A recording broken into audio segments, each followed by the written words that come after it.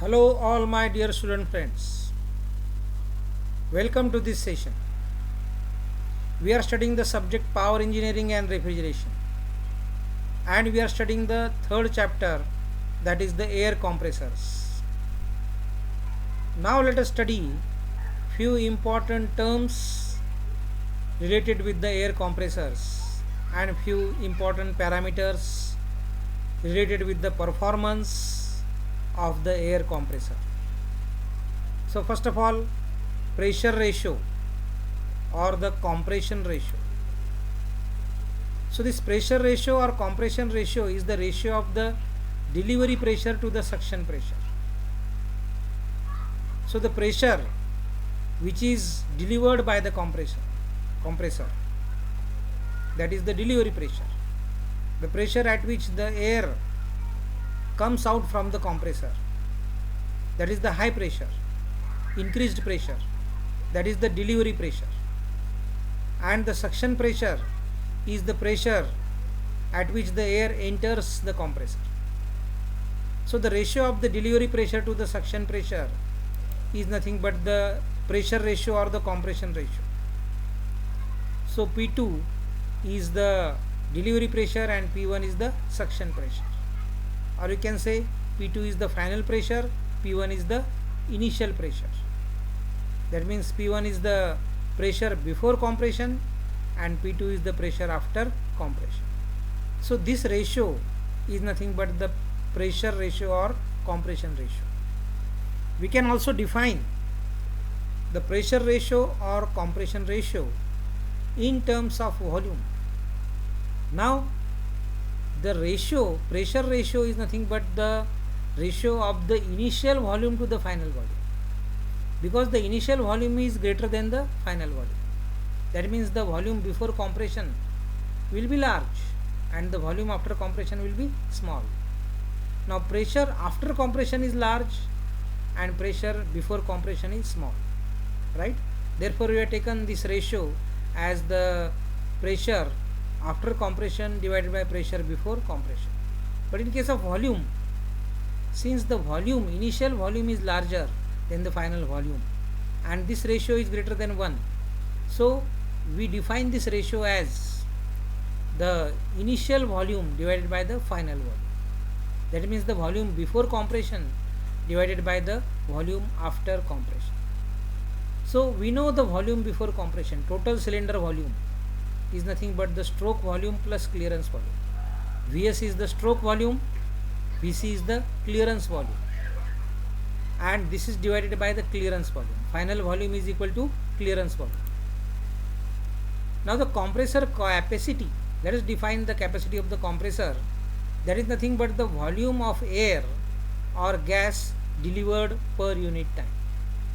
So in unit time, how much volume of the air is delivered, that defines the compressor capacity. Generally the compressor capacity is expressed in terms of free air delivered.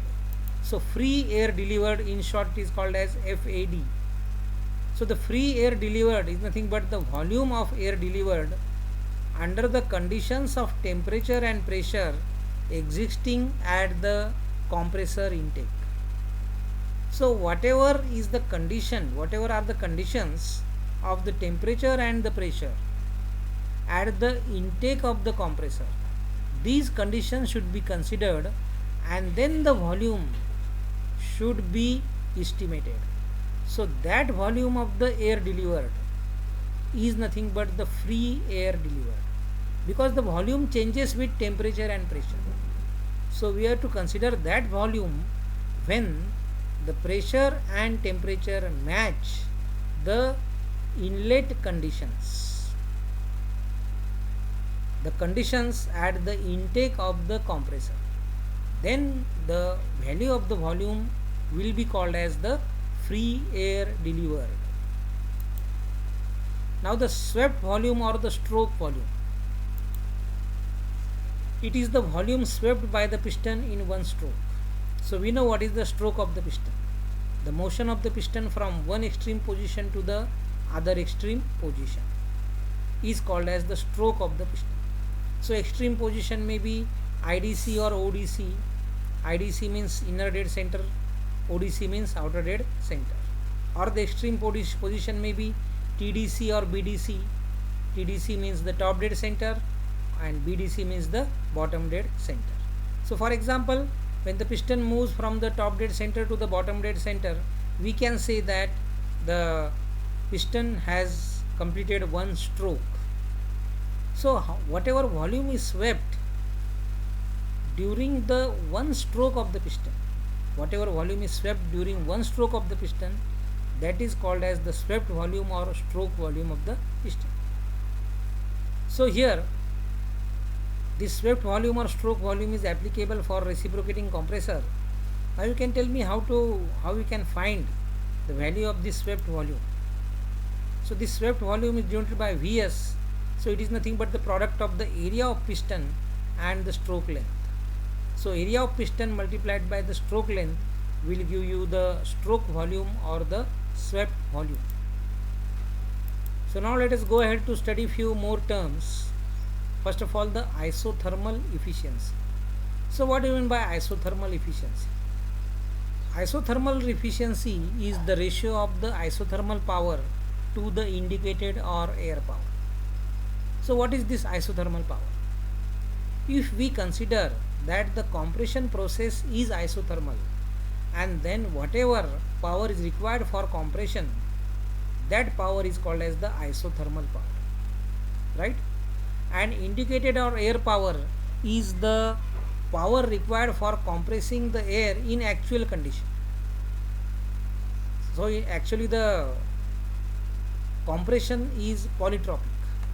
So in the actual condition, whatever is the power required just for compression of the air is nothing but the indicated or air power, and isothermal power is also the power required for compression of the air, but in this case the compression is isothermal, and in this case the compression may not be isothermal, it is generally polytropic.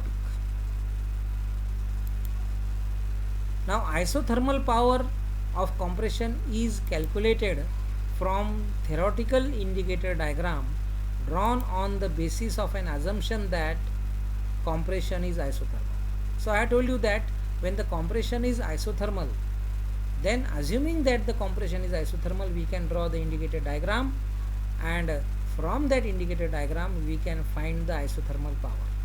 So the work of compression is proportional to the area of the indicator diagram. So the area of the indicator diagram is a basis to find out the work of compression, and from the work of compression we can easily find out the power required for compression, right? So this work is nothing but the energy. Now the energy available per unit time is nothing but power. So energy is nothing but the capacity to do work, and power is nothing but the availability of energy per unit time. So from the isothermal power we can definitely find, from the isothermal work we can definitely find the isothermal power. Now the mechanical efficiency is the ratio of the air or indicated power to the shaft or brake power. Now right now we are not having the complete idea about the air or indicated power and the shaft or the brake power. So in case of the engine, the mechanical efficiency was defined in a just opposite way, in a reverse way, reciprocal of this mechanical efficiency in case of compressor. In case of engine, mechanical efficiency was equal to brake power upon indicated power.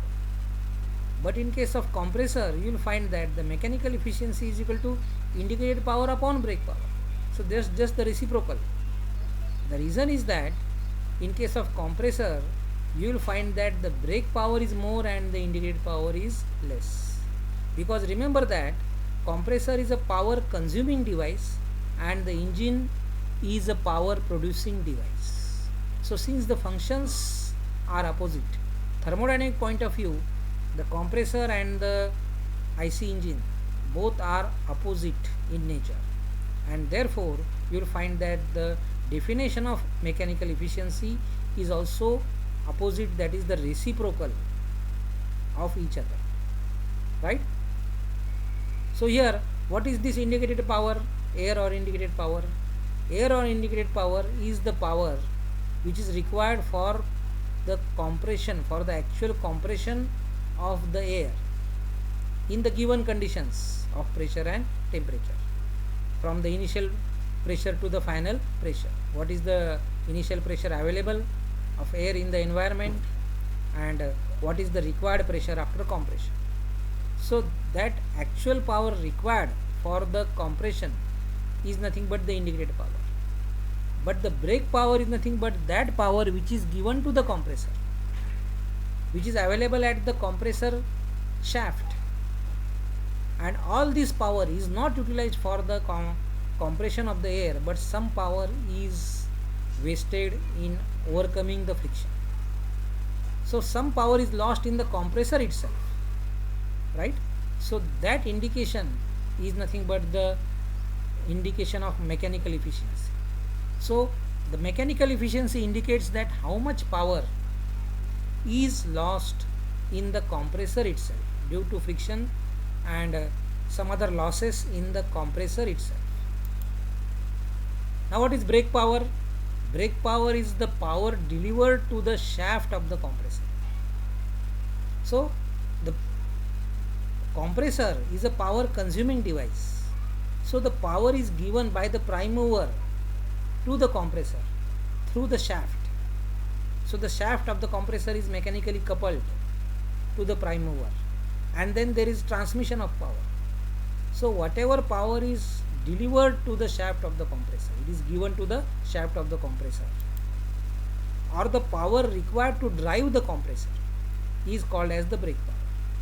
So whatever power is required to drive the compressor, that much power is given or delivered to the shaft of the compressor, and that is nothing but the brake power of the compressor. Now the brake or the shaft power is the sum of the indicated power and the frictional power. So whatever power is given to the compressor, whatever power is delivered to the compressor shaft, some power is converted into, is utilized for the actual compression. Some power or most of this power is utilized for the actual compression, and that is indicated power, but remaining power is lost in friction. It is consumed by the compressor itself, right? So this sum is nothing but the brake power. So brake or shaft power is equal to indicated power plus frictional power. Now what is this indicated or air power? The power required to compress air in general case of polytropic compression from intake condition of temperature and pressure. So whatever power is required to compress the air, and the case we are taking is the general case of polytropic compression. Generally, or actually in actual practice, the compression is polytropic. It is neither isothermal nor isentropic, but it is between isothermal and isentropic, that is polytropic compression. So the polytropic compression, when the compression is polytropic, that is actual compression, and whatever power is required to compress the air in case of polytropic compression, in case general case, from the intake condition of temperature and pressure to the discharge conditions, is known as indicated or air power. So that is the indicated or air power, right? So the power which is actually required to compress the air when the compression is general, that is polytropic, and this compression takes place from the intake condition of temperature and pressure to the discharge conditions, and that is known as the indicated or air power. So this indicated or air power is determined from the actual indicator diagram taken during a test on the compressor. So we have to conduct the actual test on the compressor, right?